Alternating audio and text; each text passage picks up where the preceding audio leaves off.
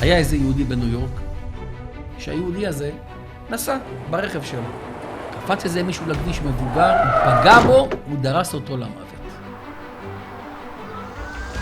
היה ליהודי הזה צער גדול מאוד, הוא לא דרס יהודי, הוא דרס אומנם גוי, אבל הוא הרג בריאה של השם יתברך, הוא הרג אדם. כאב לו מאוד, הוא חשב, הגוי הזה יש משפחה, אחים, חיות, עולם לא, הרגתי בן אדם.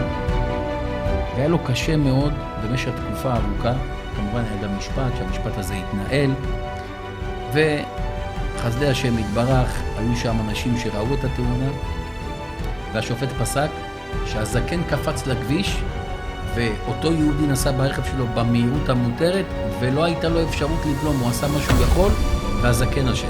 הוציא אותו מתחת כל אשמה. אבל הלב שלו נקף אותו, הפריע לו, הציק לו, בער לו, הוא הרג אדם.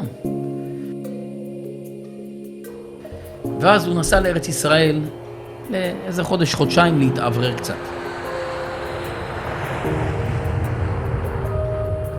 וכשהוא הגיע לארץ ישראל, חשקה נפשו לראות את גדול הדור, מרן שר התורה רבי חיים קניבסקי, לקבל ממנו ברכה, ולפרוק לו את אשר ליבו. אמר לו רבי חיים קניבסקי, מרן שר התורה, נו, מה אתה מתרגש? כתוב בתורה, מחות תמחה את זכר עמלק, מחית את זכר עמלק. אי אפשר לשאול את הרב קניבסקי, מה, זה סרט נע, אתה ממשיך קדימה. הוא יצא משם, אמור, מה, וכי כל הגויים בניו יורק הם זרע עמלק? צריך למחות אותם? אולי נתחיל לדרוס את כל הגויים בניו יורק, נגיד הם זרע עמלק ונדרוס אותם. מצד שני, חזקה עליו, מה מחה גדול הדור, מה שיוצא מהפה שלו, זה הכל אמת לאמיתה, זה הכל קודש. הוא היה, אתה יודע, במחשבות, מה אני אעשה, לא יעשה, זה נכון, לא נכון. כשהוא חזר לארצות הברית, אשתו החליטה, אמרה לו, חייבים לקנות בית אחר. רע לך פה בבית הזה, לא רחוק הייתה התאונה, חייבים לשנות. טוב, הם הלכו לחפש בית עם קירה. והם רצו איזה בית קרקע של איזה אדם שנפטר לפני כמה זמן, והאדם הזה הוריש בירושה את הבית הזה לבנים שלו, והבנים שלו רוצים למכור את הבית כדי לחלק בכסף. הוא לקח את אשתו לסיבוב בבית, הבית מצא חן בעיניהם. התמקחו קצת על המחיר וקנו את הבית. בבית הזה היה מרתף.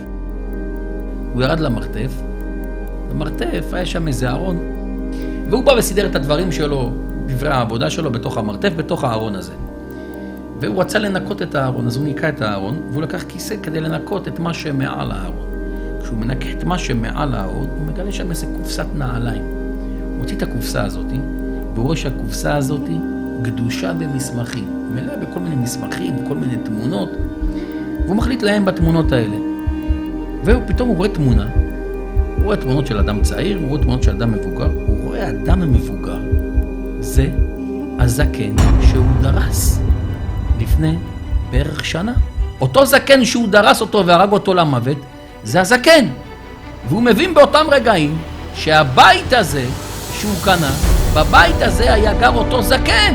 והוא מגלה בתמונות לא פחות ויותר, שאותו זקן שהיה גר בבית, אותו זקן שהוא דרס אותו לפני פחות משנה, אותו זקן הוא רואה אותו בתמונות לבוש כקצין גרמני בשואה.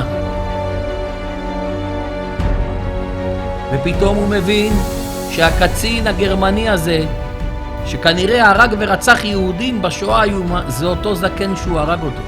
ואז הוא מתחיל לנבור במסמכים, והוא מגלה פתאום שם איזה מסמך מצמרר. הוא מגלה שם איזה מסמך שמרעיד לו את אמות הסיפים ובשרו נעשה חידודים. הוא רואה שהגוי הזה, הזקן הזה, כתב שם, במהלך ימות השואה, הוא כתב יומן. והוא כתב ביומן כמה יהודים הוא רצח, ואת השמות של היהודים שהוא רצח.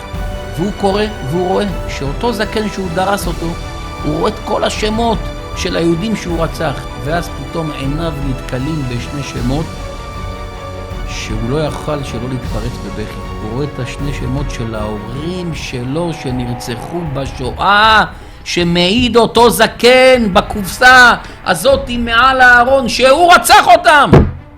ואז הוא מבין את מה שאמר לו גאון הדור, רבי חיים קניבסקי, שמושבו פה בבני ברק, ברחוב רשב"ם, בבית הקטן הזה. אמר לו, מה אתה מתרגש? מחות תמחה את זכר העמלק.